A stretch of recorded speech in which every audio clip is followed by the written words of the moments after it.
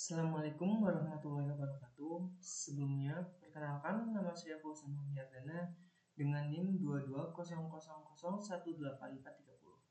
Di sini saya akan melakukan presentasi terkait tugas pengenalan pola, yaitu tentang data citra. Pada kali ini saya menggunakan dataset e-grid atau diabetic retinopathy yang telah di-grading atau label kelas yang terdapat pada Kaggle, dan ini untuk data-datanya. Dan langsung saja masuk ke langkah pemrosesan. Di langkah awal ini saya melakukan mount ke Google Drive saya. Kenapa? Karena dataset yang ada pada Kaggle ini saya unduh dan saya letakkan di folder yang ada di Google Drive saya.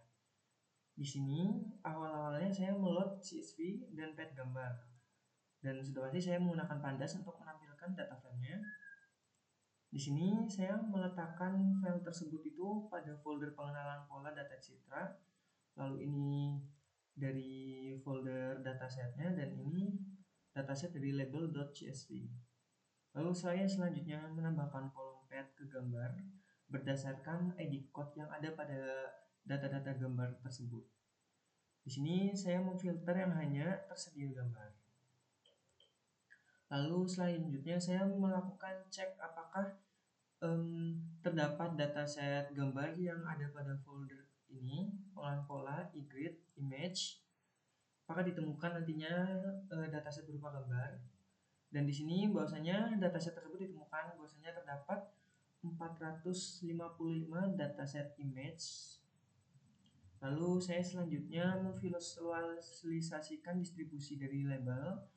Di sini saya menggunakan library matplotlib. Ini untuk tampilannya saya menggunakan Bachat untuk melihat label diagnosis dari masing-masing kelas distribusi tingkat keparahan retinopati. Di sini terdapat 5 kelas, di mana kelas yang paling tinggi itu yaitu pada di kelas 2. Di sini jumlahnya hampir menyentuh ke angka 160. Lalu untuk tingkat keparahan yang paling rendah itu ada di tingkat keparahan ke-1 yang hanya menyentuh angka 20. Dan untuk langkah selanjutnya saya menampilkan contoh gambar retina untuk setiap tingkat keparahan. Di sini saya menggunakan 3 library untuk menampilkan dataset tersebut. Dan ini merupakan gambar-gambar dari masing-masing label tingkat keparahan yang ada pada penyakit retina. Di sini ada level 0, tampilan gambarnya seperti ini.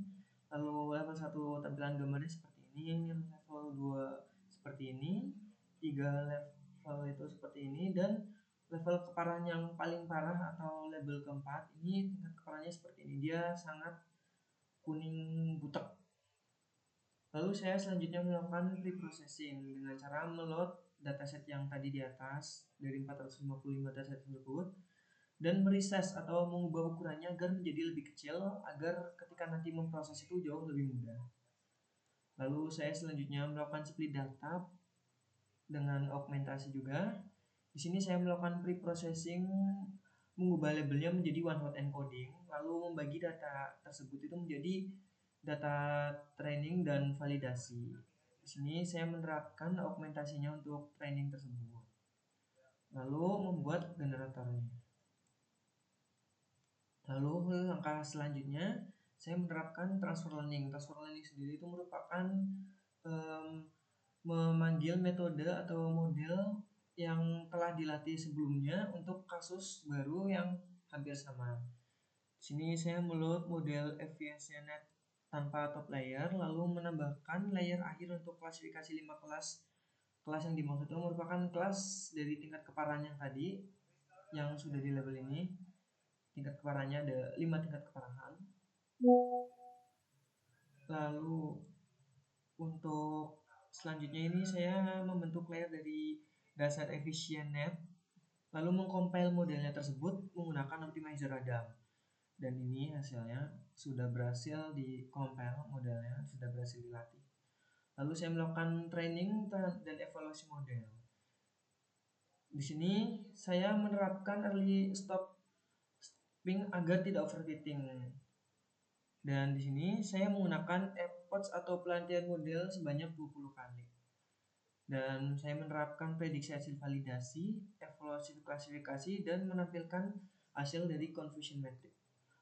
Nah, di sini karena tadi saya menerapkan early stop buat overfitting, yang mana di sini tuh data epoch-nya atau pelatihan modelnya itu berhenti di epoch ke-8 karena dia itu mengstop lebih awal agar pelatihan modelnya itu tidak mengalami overfitting.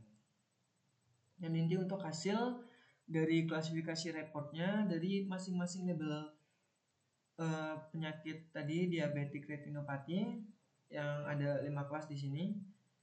Ada hasil presisi, recall, advance score, dan supportnya. Dan yang terakhir menampilkan hasil dari confusion matrix tersebut. Ini untuk hasilnya. Dan mungkin sekian presentasi dari saya. Kurang lebihnya saya mohon maaf. Wassalamualaikum warahmatullahi wabarakatuh.